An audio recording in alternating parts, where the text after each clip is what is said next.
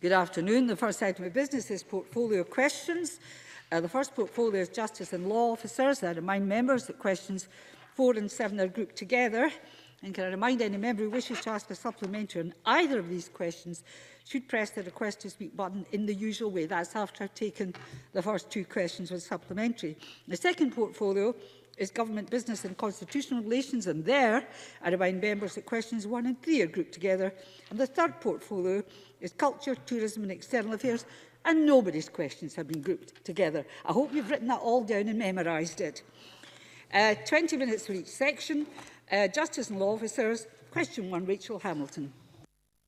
To ask the Scottish Government how it is addressing concerns that delays in redeveloping parts of the prison estate are presenting significant risks. Cabinet Secretary Hamza Youssef. The Scottish Government remains committed to modernising and improving Scotland's prison estate, with current infrastructure priorities being the development of the female estate and the replacements of HMPs Barlinnie and Highland. In this respect, we've increased the Scottish Prison Service capital budget by £31.3 million this year to help it deliver progressive plans for development of our new female custodial estate, including a new national female prison replacing Corton Vale. Compared to 2010-2011, the cumulative real-term reduction in capital grant funding for Scotland over the last decade will, of course, be £5 billion. Rachel Hamilton. I thank the Cabinet Secretary for that answer. The process to replace Barlinnie in Glasgow has taken 10 years to date, with reports that no such replacement will be available for a further 5 years. The prison's age means that it is expensive to maintain, and there is a high risk of failure in some parts of the building, for example, the drainage and the sewerage systems. If these were to fail, what is the contingency plan for accommodating the prisoners it currently holds? Cabinet Secretary.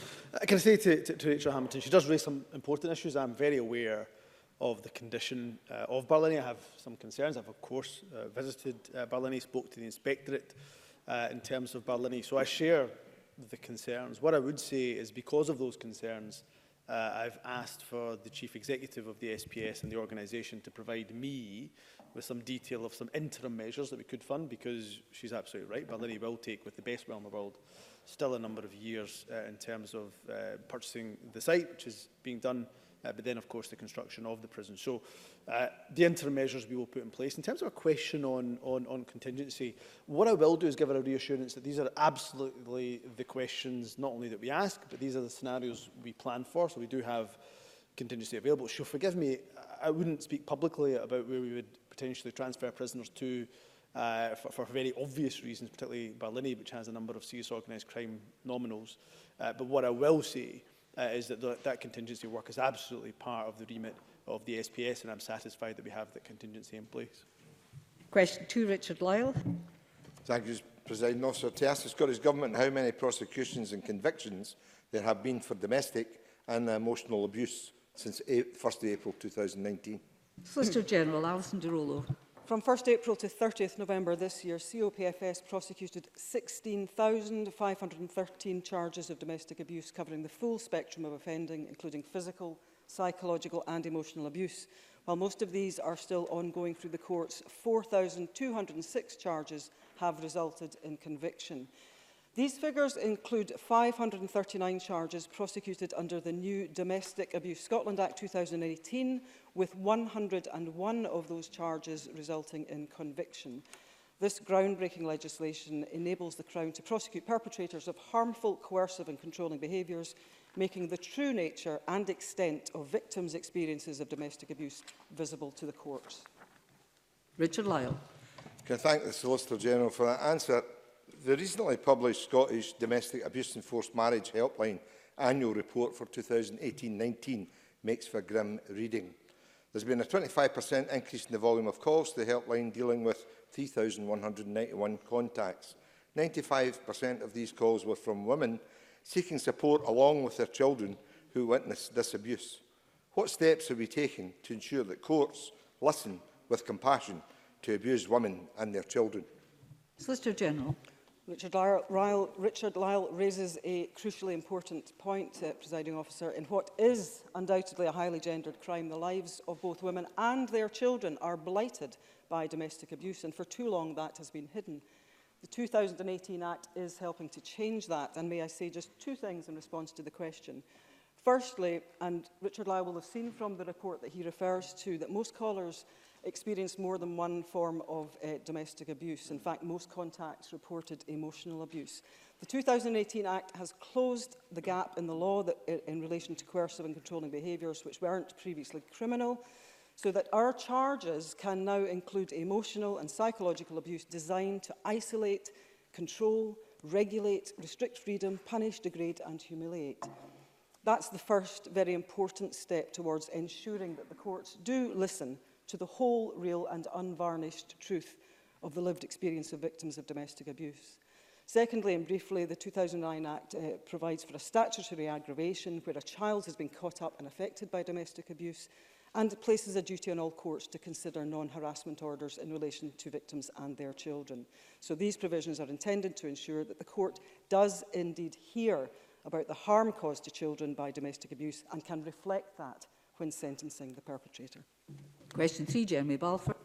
Thank you, Deputy Presiding Officer. To ask the Scottish Government what its response is to reports that a large number of police officers are going to work while physically and mentally unwell.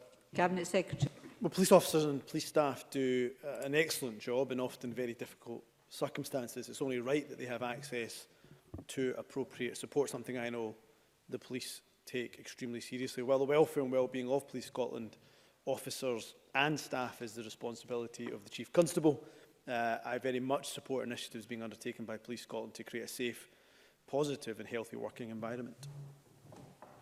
Jeremy Balfour. Can I thank the Cabinet Secretary for his answer? We all agree the police on our streets do a great job. But the fact is, against a backdrop of cuts, there have been rising levels of sick leave, combined with almost half of officers suffering from exhaustion and 1 in 5 experiencing insomnia.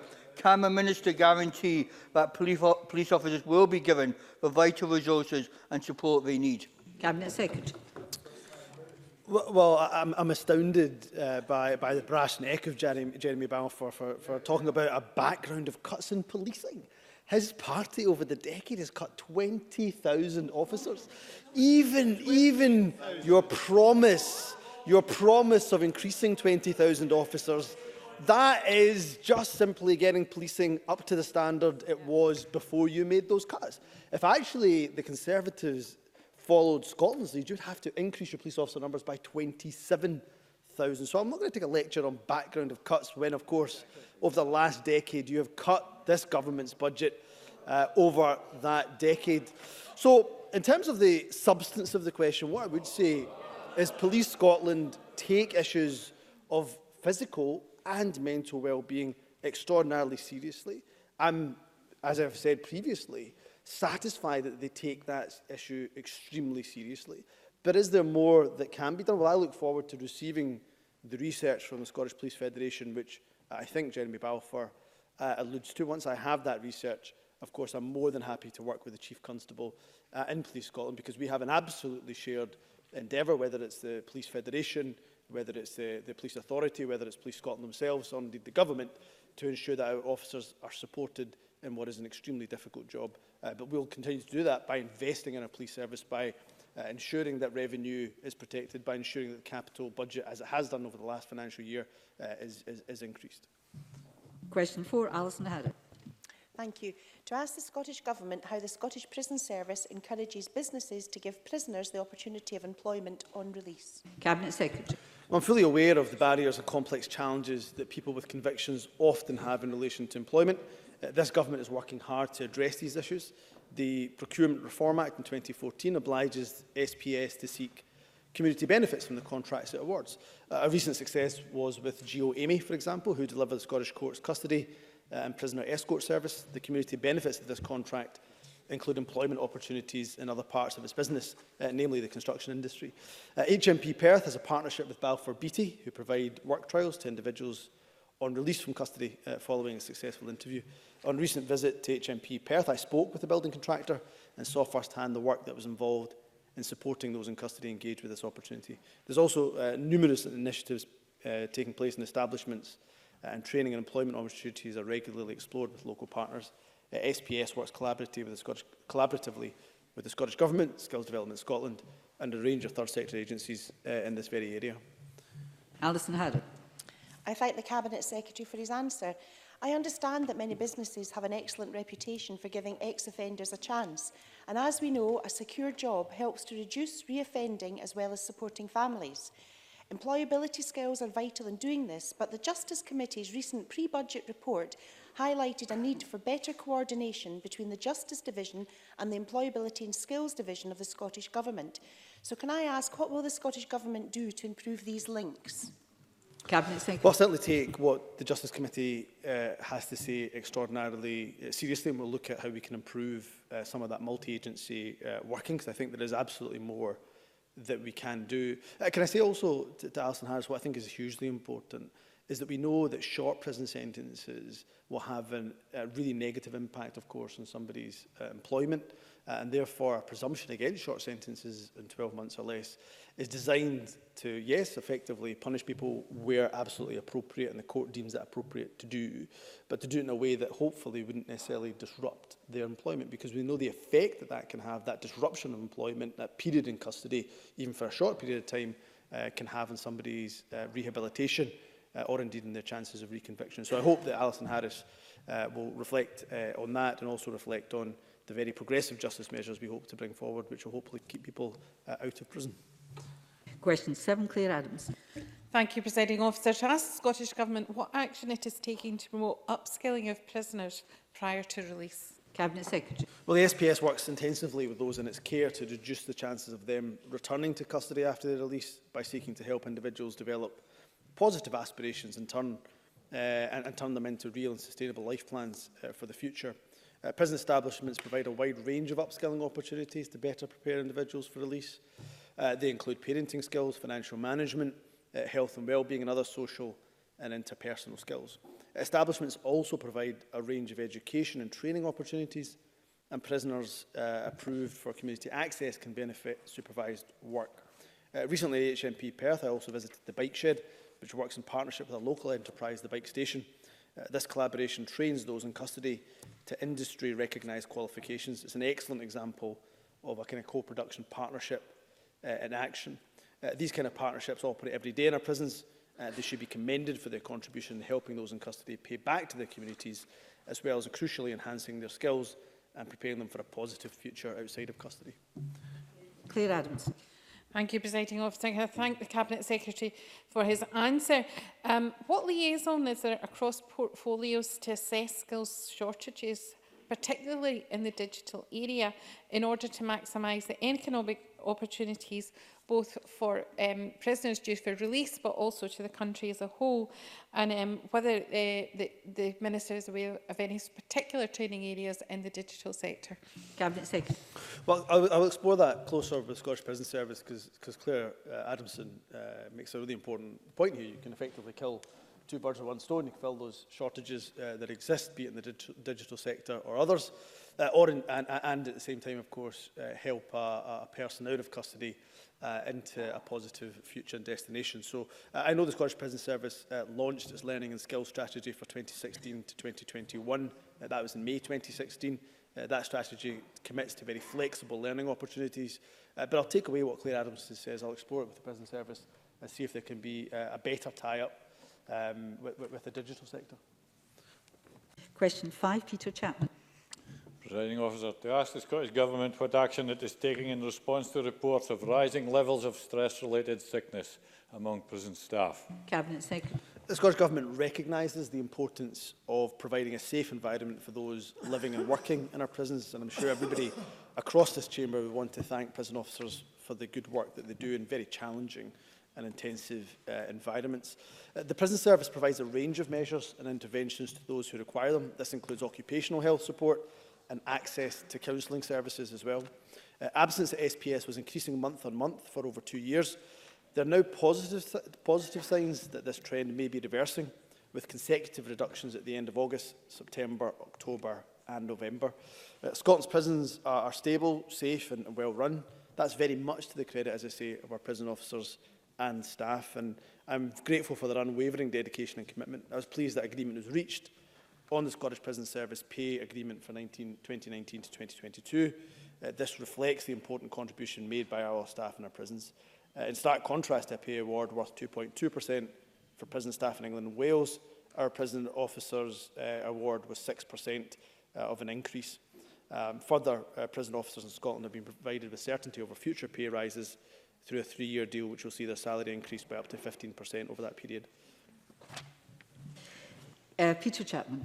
I thank the Cabinet Secretary for that answer. The recent committee report showed that sickness absence among staff is currently high and rising, with the average number of days lost to sickness now standing at 17. Many existing staff are now working increased hours as well to maintain the current system. And given that prison staff are the backbone of the system, surely the Cabinet Secretary agrees that urgent action must be taken to stop these rising levels. So what plans are in place? Cabinet Secretary. Well, there's a few, as I said, there are positive signs over the last few months that that trend that he talks about is reversing. So we've had 4 months, consecutive months of those days lost reducing. So that is a good and a positive. We won't be complacent about that. But that says to me that what Scottish Prison Service have put in place is starting to work and pay off. And there's a number of interventions that they have, and I've given some detail of that, but a number of interventions that are available to help with the mental health side of things that we know prison officers suffer from. But also, we shouldn't forget the physical impacts of what is a very challenging job as well. A number of prison officers, in fact, 15,000 days per annum are lost due to musculoskeletal conditions. And now that is not helped by the fact that the UK government have continued to maintain the pension age of 68 for our prison officers, when of course that was reformed for other civil servants. So I've continued to write to the UK government to ask them to look again at this issue, because in my opinion, frankly, prison officers should not be forced to work until they're 68, and that very much lies in the hands of a Westminster government. And I hope that Peter Chapman will join with me and whoever ends up forming that next UK government asking them to pursue a different approach for our prison officers. Question 6, Willie Coffey. Thank you. To ask the Scottish Government whether it will review the compensation scheme for people serving on juries. Minister Ashton. There are no current plans to review the compensation scheme for people serving on juries, but I appreciate that the rate of allowances will not always address the financial loss of some jurors. Jury service is, of course, a public duty, which most people in Scotland may be called upon to perform, and I'm very grateful to those who perform this important civic duty. Our allowances are comparable with the rest of the UK, except for trials of more than 5 days, where the Scottish allowance is more generous. Willie Coffey. Can I thank the Minister for that answer? A number of constituents have approached me to say how inconsistent the system seems to be in respect of providing evidence of loss of earnings. For example, those on 0 hours contracts, or for people with varying shift patterns, or even sole contractors and so on. And some only get partial or no compensation at all from their employers.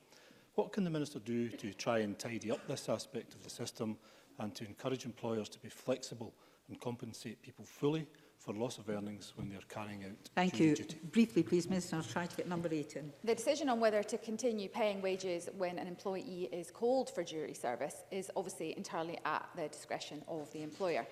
However, if an employer chooses not to pay their wage while they're serving as a juror, then they are entitled to claim for loss of earnings subject to stated limits. So I thank the member for raising the issue of 0 hours contracts, and I would invite him to seek a meeting with me and we can discuss this matter further.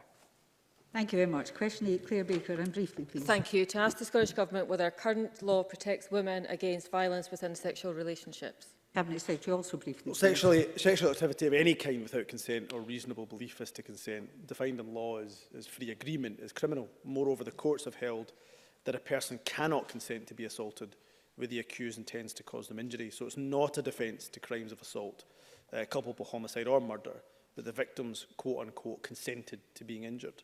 We keep the criminal law under review and will carefully consider, of course, any proposals to reform the law in this area. Claire Baker. The Cabinet Secretary will be aware of the BBC research that found that 1/3 of women had experienced unwanted violence during consensual sex. In addition to the answer, can I ask for clarification on the use of defence of consent in cases of violence against women, which is commonly known as rough sex, and whether the data is collected on this? And finally, is any data collected on women's reports to the police of violence during consensual sex? Cabinet Secretary. What I'll do in the interest of brevity, I'll write to the member with a little bit more detail, but I reiterate what I've said in my opening answer, that there cannot be a consent. You cannot consent to being injured. assaulted or indeed, of course, murdered. What I will do is I met very briefly Fiona McKenzie, who I know is running the campaign We Can't Consent to This, and I've offered a meeting with her. Claire Baker similarly can come into that meeting if she wishes, but I'd be happy to look at any specific proposals, whether it's in data collection or indeed the law, that we can do to send a very clear message that a women, let alone anybody else, simply cannot consent to being injured or indeed assaulted or murdered. Thank you. I'm going to just, if the Minister wants to change places, move on to questions on government business and constitutional relations.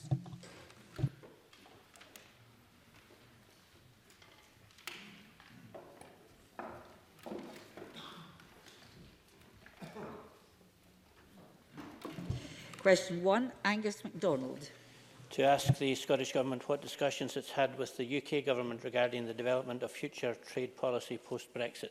Cabinet Secretary. Presiding Officer, the Scottish Government continues to press the UK Government to take Scotland's needs into account and to seek our agreement when considering the desirability of any new trade deals, when negotiating mandates are agreed or changed, and when agreements or other arrangements are ratified and signed.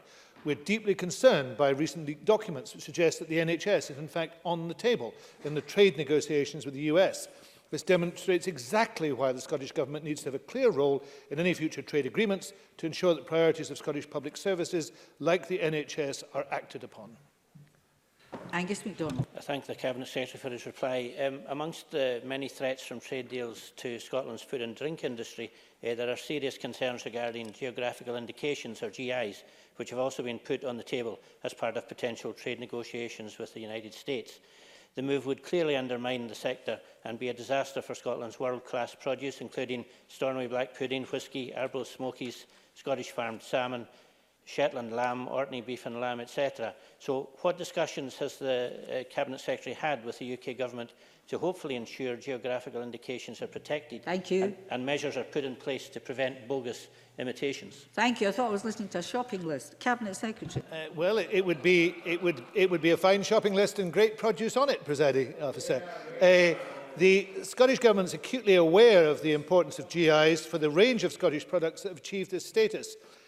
Leaving the single market and customs union would be most damaging to Scotland's food and drink industry. Food exports to the EU were valued at approximately 1.1 billion in 2018. Now, there is a new GI scheme being legislated for, but it's not guaranteed it will be in place on day one should the UK leave the EU, and we still hope that will not happen.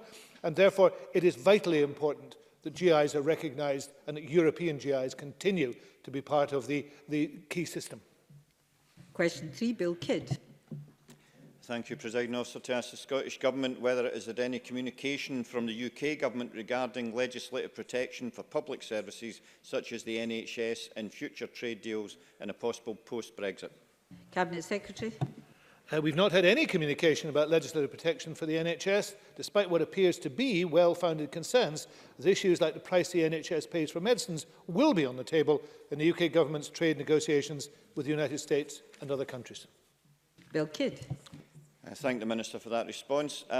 Last week, The Independent reported that US drug firms said they are confident it will be easier to hike the price of medicine in the UK following Brexit. Does the Scottish Government agree that the price of medicine should be protected and the NHS remain firmly in public hands?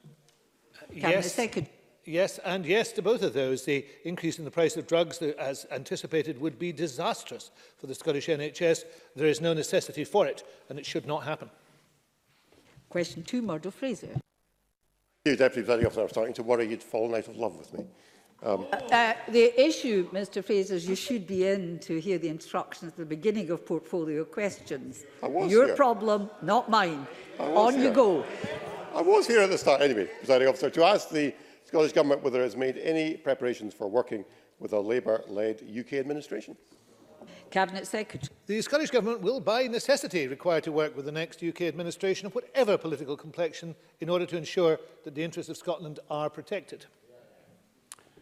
Can I thank the... Murdo Fraser. Can I thank the Cabinet Secretary for his response? We all know, of course, that Jeremy Corbyn and Nicola Sturgeon are ready and waiting to do a deal on Friday in the unfortunate event that they get a chance. So can the Cabinet Secretary confirm that granting a Section 30 order before 2021 will be a red line in any negotiations between the Scottish Government and a Labour-led UK administration. Cabinet Secretary. I can confirm two things, Presiding Officer.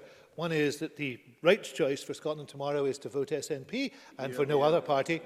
And the second thing I can confirm is that the Scottish people should have the right to decide their own future, a matter that distinguishes this party from all the other parties in this chamber. Very briefly, Colin Beattie, supplementary. Does the Cabinet Secretary agree that when it comes to UK administrations, the greatest threat facing Scotland is a Boris Johnson-led government, which will force us out of Europe and put our NHS at risk in a US trade deal? I'm going to stop it here. We're not on the stump. And we're in electioneering mode. I wonder why. So I'm moving on to question 4. Rona Mackay. Thank you, Presiding Officer. To ask the Scottish Government when it last met the UK Government to discuss the transfer of powers over immigration post-Brexit. Cabinet Secretary. Ben Macpherson last met with the former Immigration Minister Caroline Noakes on the 23rd of July. They had a constructive relationship and regularly discussed concerns about UK immigration proposals and Scotland's specific needs. However, the new UK Government ministers after that time have chosen not to resume these meetings to engage on migration solutions for Scotland. I too have argued for a differentiated approach at joint ministerial committee meetings. The Scottish Government has a clear vision for future immigration policy. Our 2018 paper shows how a tailored migration policy for Scotland could work. We'll publish a new paper early next year setting out further detail. Rona Mackay. I thank the Cabinet Secretary for that answer. Ala Hamza is a 23-year-old student living in my constituency and studying biomedicine at Strathclyde University. The Home Office is threatening to deport her back to Sudan, where her life could be in severe danger. Does the Cabinet Secretary agree that an independent Scotland would treat people who live and work here with dignity and respect and never put them under such intolerable stress? Cabinet Secretary. I very much sympathise with the member and with her constituent. I'm very conscious of the fact that as a constituency MSP, I regularly meet individuals, EU citizens particularly, who are terrified by the attitude of the current UK government towards migration and very fearful of the future. We welcome individuals from all over the world. Scotland is not full up. It is a country that needs the contribution of others to our economy and society. We have a moral duty to play our part in helping people fleeing persecution, as the member has indicated. It's important they're made to feel welcome and are welcome and supported in our country. And with powers over immigration, we can set policy suited to our needs based on fairness, dignity and respect, and in the best interests of Scotland and those who live there. It has never been more important for this Parliament to have those powers. And I would also urge the member to speak to Mr Macpherson and to follow up her raising this case with Mr Macpherson. I'm sure he will do everything he can to help. Question 5, Keith Brown. To ask the Scottish Government how it is supporting veterans, including those who are homeless, to find accommodation. Minister Graham Day. President Officer, the member will be aware that I provided the third annual update to Parliament last week, setting out the actions we're taking across ministerial portfolios, including housing and homelessness, to improve service delivery for veterans. For example, we've committed to working with key stakeholders to develop a pathway to prevent veterans' homelessness in 2020, publish guidance for social landlords in meeting the needs of veterans, continue to offer priority access for veterans to the open market shared equity scheme, and through the Affordable Housing Supply Programme awarded £350,000 to East Lothian Council to deliver 6 homes for disabled veterans. Keith Brown. Can I thank the Minister for his answer, but I wonder whether he's aware that recent reports estimate that up to 1,136 properties owned by the MOD currently sit empty in Scotland, a significant rise from 690 properties in 2013. Does he agree with me that it's time for the UK Government to open these properties to those who have served their country with dignity and courage, and that they must take action to match the SNP's ambition to end homelessness for veterans starting today? Minister. It might just remember to know I actually wrote to the UK Government just over a year ago to raise a number of housing and homelessness related issues. I suggested a face-to-face discussion of these issues, specifically including whether the military had any housing in Scotland which is expected to be declared surplus to requirement at some point in the future. Unfortunately, no such sit-down has taken place. No doubt, in part at least, that's been down to the high turnover of UK Government defence ministers. There have, for example, been 3 Secretaries of State since I took on this role 18 months ago, with who knows, maybe a 4th one waiting in the wings. Hopefully, though, however, the situation will correct itself in short order following tomorrow's election, because this is an important issue, and in the meantime, I strongly urge the next UK Government to match our ambition around veterans' housing and homelessness and open up appropriate empty MOD properties. Maurice Corrie, briefly, please. Thank you, Presiding Officer. I'm sure the Minister will agree with me that housing support pathways to veterans as a major part of transition need to be accessible as possible, with a variety of housing options available for families upon leaving the forces. Can the Minister detail what actions have been taken to encourage discussions on housing options with armed forces personnel to take place long before they leave service to ensure their smooth transition into civilian life? Minister.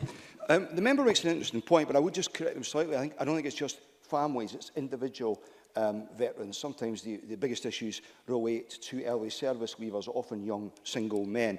With regard to the points he makes in terms of facilitating transition, I hope you'll bear with me. We will announce our response around the whole transition package at the end of next month. Question 6, Brian Whittle. Thank you, Deputy Presiding Officer. To ask the Scottish Government what plans it has to request a Section 30 order on December the 13th under the Scotland Act 1998. Cabinet Secretary. Presiding Officer, in the First Minister's statement on Programme for Government on 3rd September, she made clear we will seek agreement from the UK Government to legislation putting beyond doubt the ability of this Parliament to hold a referendum on independence. The exact date of that will be notified to Parliament when decided upon. Brian Whittle. Can I thank the Cabinet Secretary for that answer? But time and again, we hear in this reports in this chamber of schools, hospitals, police service continuing to suffer under this SNP government, which shows what happens when the obsession with independence referendums takes the government's eye off the ball. When will the Cabinet Secretary accept that the Scottish Government needs to deal with issues that really matter to the people of Scotland, rather than engaging in endless constitutional grandstanding? Cabinet Secretary. Well, Presiding Officer, just proves that Mr Whittle should not believe everything he hears. The Education Service, as we heard from Mr Swinney yesterday, is making significant progress, and I hope that he will read that report as opposed to accepting the catcalls and shouts of those who are sitting around him. The Health Service is doing well and continues to have high patient satisfaction. And let me say this to him. Constitutional obsession would be defined for me by Brexit, pursued by his party and his party in government. It has cost Scotland millions. It is costing the UK billions. Nothing has happened in a legislative sense, and we are being impoverished for no good reason. I suggest Mr Whittle focuses on that, not on the myths that he is trying to peddle about the achievements, the many achievements, of this SNP government. Angela Constance, briefly, please. Thank you, Presiding Officer. What will the Cabinet Secretary do to secure a legal referendum in 2020 should Westminster continue to deny the people of Scotland the legal means to put Scotland's future in Scotland's hands? Cabinet Secretary. Well, this is one of the defining issues of the current electoral contest. Who trusts the people of Scotland to speak and to make their own decisions? Now, quite clearly, no other party in this chamber believes that the people of Scotland should be allowed either to speak or to change their mind. Jackson Carlaw, he's the acting leader of the Scottish Conservatives, more acting than leader, but Jackson Carlaw has said that he has changed his mind. He has changed his mind on the issue of leaving the EU. But the people of Scotland are not allowed to change their mind on any subject. That is clearly intolerable and impossible. We will take forward listening to the people of Scotland as our priority. If only other politicians would show that democratic imperative. Question 7, Joan McAlpine. To ask the Scottish Government what analysis has been done of the impact that ending freedom of movement for EU citizens after Brexit will have on the NHS. Minister. Presiding Officer, the Scottish Government remains deeply concerned about ending free movement and imposing a restrictive system in its place. This could reduce the working age population of Scotland by 5%. It will also make Scotland a less attractive destination for skilled workers, such as doctors, dentists and midwives. Scotland is projected to experience more pronounced population ageing than other parts of the UK, and together these will lead to challenges for our NHS. We have a unique demographic need in Scotland, and we will be publishing a further paper in January 2020 on why Scotland needs powers to develop a tailored migration system. Joan McAlpine. Thank you. Research by the Nuffield Trust has revealed that Conservative and Labour Brexit policies pose a very real risk to NHS staffing numbers. Would the Minister agree that the only way to protect our valuable NHS is to fully protect and strengthen freedom of movement and encourage EU migration? Minister. Absolutely, Presiding Officer. The Scottish Government values the contribution made by nationals of other EU, EEA countries to our NHS, and we want them to stay. We want to be able to attract talented people from across the world to work in our NHS without excessive barriers. That's why we've made the case for a tailored migration policy for Scotland. We don't believe that a restrictive immigration model that limits free movement and subjects people to high fees is conducive to creating an effective, responsive and welcoming migration system. And that is what our health and social care system requires. Question 8, Alexander Stewart. Thank you, Presiding Officer. To ask the Scottish Government how much it has spent making preparations for independence in the last 12 years. Cabinet Secretary. Presiding Officer, the Scottish Government set out plans for an independent Scotland before the independence referendum on the 18th September 2014 through the publication of the White Paper, Scotland's Future, and by holding a number of public engagement events. Cost information on this activity is in the public domain. Our 2019-20 programme for government confirmed we will update the 2014 plan so the people of Scotland have the necessary information to determine the form of government best suited to their needs. Costs will be published as normal. Alexander Stewart. I thank the Cabinet Secretary for that answer. While this SNP government has spent 12 years wasting public money pushing for independence, Scotland's schools have slipped in international rankings. Will the Cabinet Secretary commit to not spending another penny on independence and instead spend public money solely on public services, such as our schools, for at least a generation? Cabinet Secretary. I would suggest that the member goes and looks at the PISA figures, reads the coverage of them from respectable and informed academics, as opposed to reading coverage of them from people who do not know what they're talking about, and then comes back and asks me the question again. It will be a better informed question, because it would be a different question. But let me deal with this question of costs. To date, with the UK government has spent £66 billion, that's the cost to the economy, plus the cost to the government, that's the cost of Brexit, on Brexit. The total cost, Standard & Poor's finds that Brexit has already cost the UK economy £66 billion. That is a result of the decision by the Tory government, not supported in Scotland, voted against in Scotland. So I think it would require a nerve of astonishing proportions for any Tory to talk about the cost of democracy in Scotland when that is the cost of Brexit. Tories should be hanging their heads in shame at what they have been imposing on Scotland. Imposing on a country now, Presiding Officer, that has more food banks than branches of McDonald's. That is the legacy of these people. Thank you. That concludes questions on government business and constitutional relations, and we'll move on very shortly to the next set of questions on culture, tourism and external affairs. I'll let the Cabinet Secretary taking them from there. Question 1, Colin Beattie. To ask the Scottish Government how it promotes rural tourism and how much it invests in this work. Cabinet Secretary. The Scottish Government fully recognises the importance of tourism to Scotland's rural economies. The rich and diverse attractions on offer are actively promoted by Visit Scotland through a range of both digital and traditional channels across both domestic and international marketing campaigns. Other public bodies also play a key role in supporting tourism development in these areas. For example, business and destination support from Scottish Enterprise and Highlands and Isles Enterprise, training and development through Skills Development Scotland, promotion and enhancement of the natural environment and heritage environments through Scottish Natural Heritage and Historic Environment Scotland. So an exact figure for our ongoing multi-agency support would not be available. The Scottish Government, however, separately announced £3 million in extra funding for the Rural Tourism Infrastructure Fund on top of the £6 million that has already been awarded. We have also just confirmed additional support to promote food and drink tourism. Colin Beattie.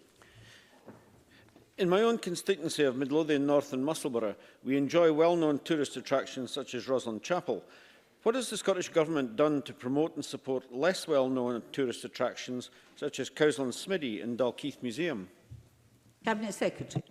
Well, clearly a lot of the work that's taking place in promoting Midlothian is being coordinated by the Midlothian and Borders Tourism Action Plan. It's now in its phase 2. A lot of the support is actually for individual businesses, and particularly around a digital offer in terms of their marketing. Visit Scotland's Spring 2019 campaign promoted family breaks in the region. for visitors within a 2 to 4 hour drive time. Yes, they focused on Dalkeith Country Park and Rosslyn Glen, but also Laswade Stables and Rosslyn Chapel itself. And of course, there's going to be a launch of the new, brand new Midlothian and Borders Scotland Starts Here marketing campaign, website and tourism map, which will also be able to direct people to perhaps lesser known areas for promotion of tourism in his constituency. Rachel Hamilton.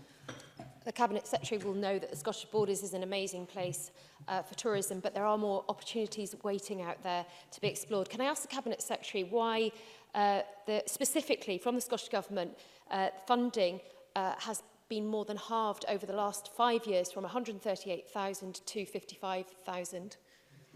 Cabinet Secretary. I'm afraid in the member's question she didn't talk about who the funding was for. Clearly, Scottish Government funding is to Visit Scotland, and Visit Scotland is the national agency for tourism.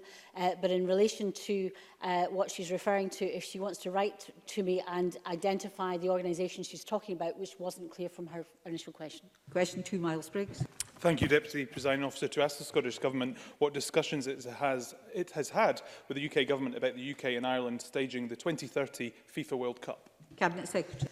The football associations of England, Scotland, Wales, Northern Ireland and Ireland are working together to assess the technical and financial feasibility of a joint bid for the 2030 FIFA World Cup. Scottish Government officials have participated in early discussions alongside the UK Government, the Irish Government, the Welsh Government and the administration of Northern Ireland.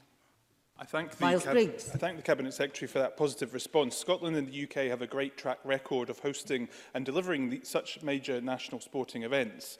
And what better way for a new generation of Scots to be involved in a national game than to see World Cup games played here on Scottish soil? Can I therefore ask the Cabinet Secretary if she'll agree to work on a cross-party basis to help take forward this bid and make sure that this whole Parliament can support that going forward? Cabinet Secretary. Well, clearly, there isn't a bid as yet. FIFA held their latest council meeting in Shanghai in October 2019, where they announced that 2030 bids would be submitted in 2014. The bidding rules and timelines for the 2030 bid process have not been released yet, and it's anticipated that these will be released by May, June 2022. But what the member does identify is that any major event, particularly those that are far in the distance, require all countries to work together, especially if it's a cross-country bid. But also, I think, in terms of anticipating future events, knowing that the Parliament cross-party will help fund and support that is really important. For example, the UCL World Championships that we're about to get in 2023. But also importantly, he's right about inspiring young people. So we've got the UEFA Football Championships coming to Scotland. So I hope Miles Briggs and indeed others across the chamber will get behind that. And that also was an opportunity to inspire young footballers. Question 3, Linda Fabiani. To ask the Scottish Government when it last met the Migration Advisory Committee. Minister Ben McPherson. I met with the Chair of the Migration Advisory Committee in November last year, 2018. Scottish Government officials most recently met with the MAC on the 25th of September this year. The Scottish Government submitted a formal response last month to the MAC's call for evidence on salary thresholds in the UK immigration system and on the dynamics of a points-based immigration system. In our engagement with the MAC, the Scottish Government has consistently argued for a fairer, more flexible and tailored approach to migration policy to deliver the solutions that Scotland needs. Linda Fabiani. Thank you for that answer. And can I ask the Minister that next time he meets the Migration Advisory Committee, he impresses upon them that despite the Prime Minister's comments that EU migrants have been able to treat the UK as if it's part of their own country for too long, that migrants, like many in my own family, have rightly treated Scotland as their own country. They've worked, they've employed people, they've raised families, they've been happy to be here as part of their communities, and they have contributed, like so many other migrants. In fact, they have contributed more to the society than they have ever taken. Minister. I share Linda Fabiani's sentiments there, both in condemning the Prime Minister for his recent remarks, but also for in support of Linda Fabiani's very important sentiments and words about the net contribution of EU migrants, not just to our economy and our public services, but also to the wider enrichment of our society. Presiding Officer, Scotland is a welcoming and open nation, and we want to remain as such. The Scottish Government is grateful, as Linda Fabiani is, to citizens from elsewhere in the EU who have made Scotland their home and have contributed so much to our public services, our economy and our communities. Through our Stay in Scotland campaign, we are sending a clear, welcoming message to EU citizens and providing them with the information and practical support that they need. In my discussions with any new UK government, be that the Migration Advisory Committee and any new ministers in the coming months, I will absolutely reiterate the points that Linda Fabiani has quite rightly raised. Claire Baker, briefly. Thank you. Can the Minister give an update on the number of people in Scotland who are applying for settled status, and also give assurances that there will be sufficient resources for the support services, as we could have an anticipated rush towards the closing date? Minister. The number of applications for the EU settlement scheme continues to rise. There was a significant uplift in October this year, as you would anticipate before the Brexit deadline. We continue to invest both in our support services through the Citizens Advice Scotland network, through Citizens Advice bureaus, where individuals who would like support and crucially also advice on the EU settlement scheme can get that face-to-face, over the phone or online, which is a significantly enhanced provision than elsewhere in the UK. And we are also investing £250,000 to support groups within different communities in Scotland to reach those EU citizens who are perhaps more vulnerable and more difficult to reach through mainstream communication platforms, including the Fife Migrants Forum. And we are very glad to be working across Scotland to support those EU citizens in our communities who contribute so much, because we want them to stay and we deeply value their contributions. Question 4, Monica Lennon.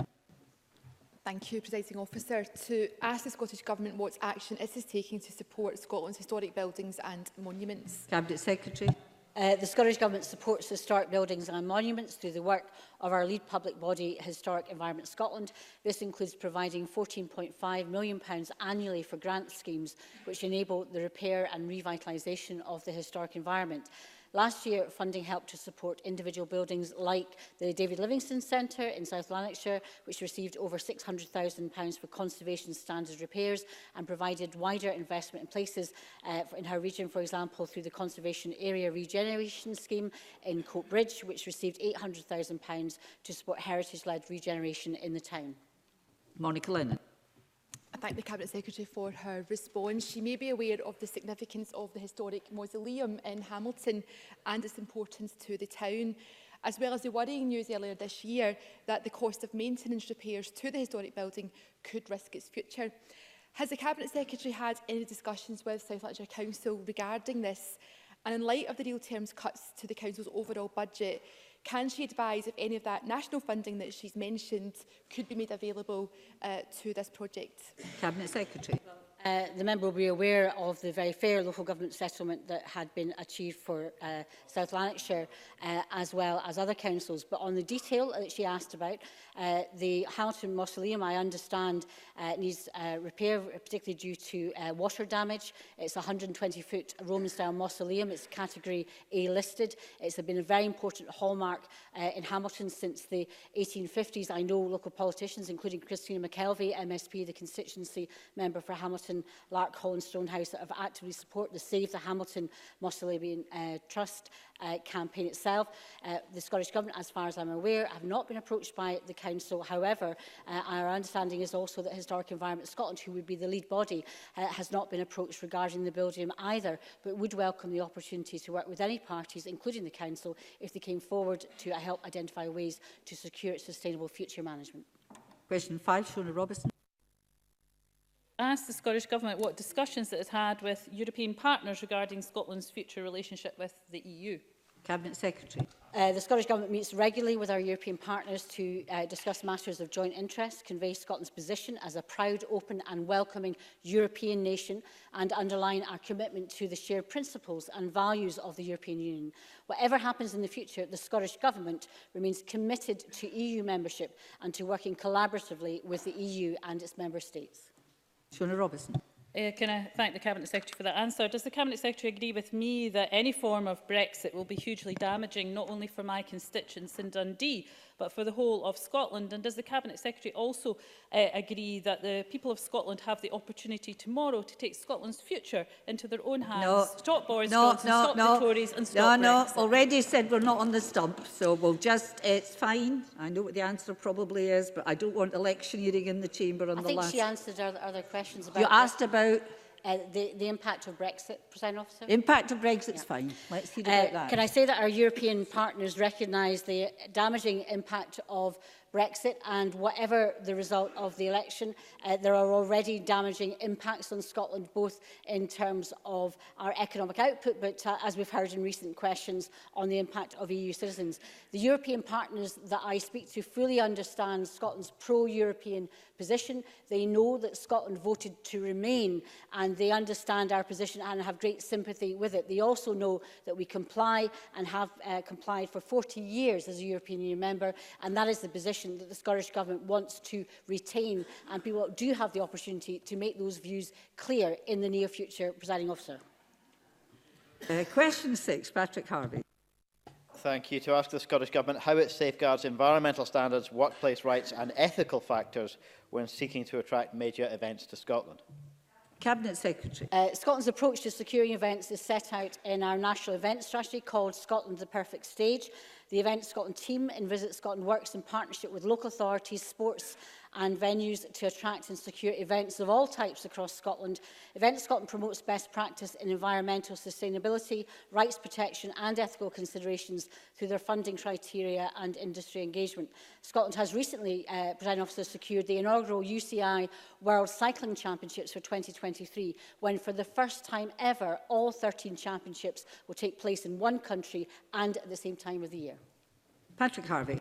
There is a huge opportunity to use the Scottish Government's role and the promotion of events to advance the case for the living wage and other workplace rights, particularly in the hospitality sector, the use of sustainable transport and a wide range of other environmental considerations. To give one specific example, is the Cabinet Secretary aware of the strong criticism this year of the influence of the fossil fuel industry lobbying at the COP in Madrid?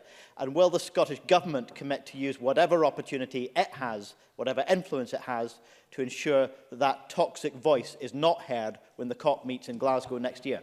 Cabinet Secretary. Two parts to that question. On the first part, I can give an example of good practice. The Solheim Cup, which was a major event here this year, developed a sustainability plan focused on minimising the event's carbon footprint, achieving zero waste to landfill, conserving important habitats and promoting sustainability to spectators. That's a very practical example.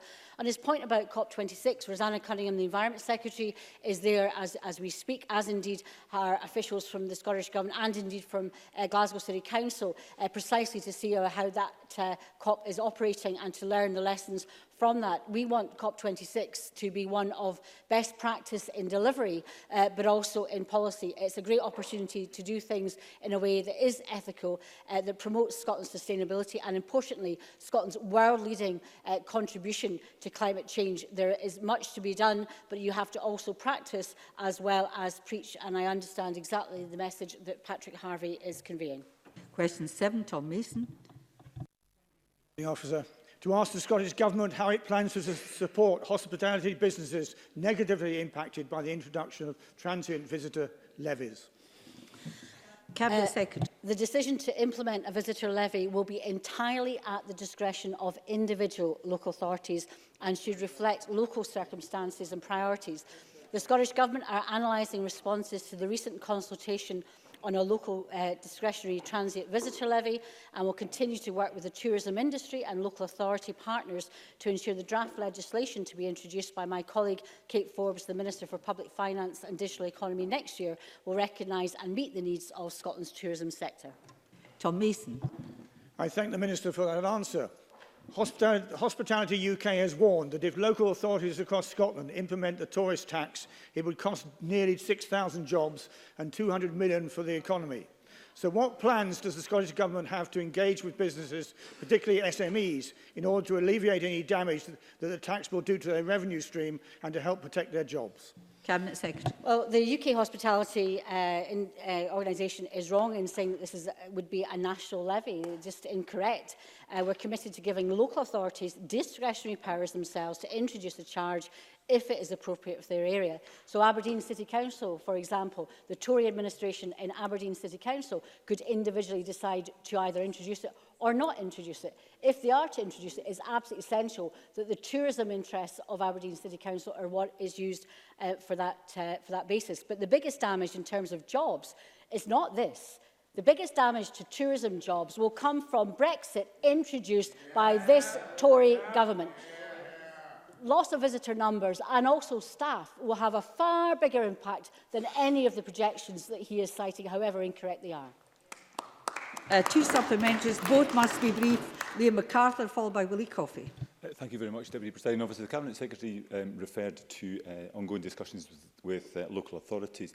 Is she aware that concerns raised by some of my constituents that about limiting it to local authorities may limit both the nature of the projects that can be supported and the extent of any support provided? And will she confirm that discussions are taking place about accredited or appointed third sector trusts that could be enabled through that legislation? Cabinet Secretary, briefly, if you can. Yeah, as I made clear, it's my colleague Keith Forbes who will be taking forward the legislation. The consultation on this only closed on December the 2nd. There's well over 1,000 different responses. I'm sure the point that he's just been made has been made as part of that consultation. So obviously, when all these points are considered, including that one, then there'll be a response to the consultation and then the normal process in terms of legislation. So I can't give a definitive answer to the member, but it's clearly on the agenda and we need to be considered. Willie Coffey. Can the Cabinet Secretary outline the negative impact on hospitality businesses if the raft of business rates reliefs currently offered were removed, as was proposed by all the opposition parties when they voted for a Stage 2 amendment last month? Cabinet Secretary. I think the member raised a vitally important point. The decision by Conservative and Labour and Green members on the committee to vote to remove the opportunity for central government, national government, to provide business rates relief for tourism is absolutely astounding and has been met with incredulity by the sector. There's an opportunity, and it must be grasped, for that to be remedied as that legislation progresses. But the tourism industry is vital for this country. It supports SMEs and businesses right across the length of Scotland. And that business rates relief for the hospitality and tourism industry is at jeopardy because of the actions of Tom Mason's party and indeed others, unless and until they remedy that decision. Question 8, Pauline McNeill. Ask the Scottish Government what it can do to support the re-establishment of the O2 ABC venue in Glasgow. Cabinet Secretary. While I'm unable to comment on a live planning case, I recognise the hugely significant role socially, culturally and economically that live music venues play in our towns and cities. We support music venues across Scotland, and with our partners such as Creative Scotland and Highlands and Islands Enterprise, for example through major festivals, our national performing companies and by the inclusion of the Agent of Change principle in primary legislation. Pauline McNeill. Will the Cabinet Secretary also acknowledge the importance of the O2 ABC Academy to Glasgow's economy and its status as UNESCO City of Music? I know that she has a personal commitment to rock and pop music anyway. But also to Scots who have memories of the O2, so such bands as the Arctic Monkeys and Frightened Rabbits. But could she put on record, if possible, could the Cabinet Secretary put on record, if possible, that commend the efforts of the Academy Group and the work ongoing within planning and regeneration services, because it's a complex process to try and establish whether it will be a restoration or to rebuild the O2, one way or the other. I hope that she agrees that we do need to rebuild it, and could the Cabinet Secretary continue to pledge support vocally, if she can, for the restoration or rebuilding of this wonderful iconic building? Cabinet Secretary. I reiterate it's a live planning case, but I think she's right in recognising all the different agencies involved, because there are listed building consents, there are planning issues, there's a whole variety of issues.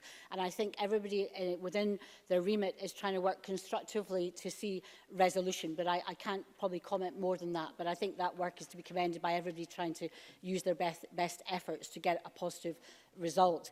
But I don't want to comment further in case it is an issue subject for a ministerial decision. I think she's right in recognising the role of the ABC in the memories of many people, but actually the ABC, and I might say other different venues, should also be celebrated for the future music they'll bring, for the present talent they'll bring, and for those of us of a certain age, perhaps nostalgia might be the best way of celebrating our music venues, but I think the best way is to provide opportunities for new talent and fresh talent to be able to perform in what is UNESCO's City of Music. Thank you. That concludes portfolio questions. Can I thank all members and all of the front benches? We managed to get through all questions at portfolios, and we'll shortly move on to general questions.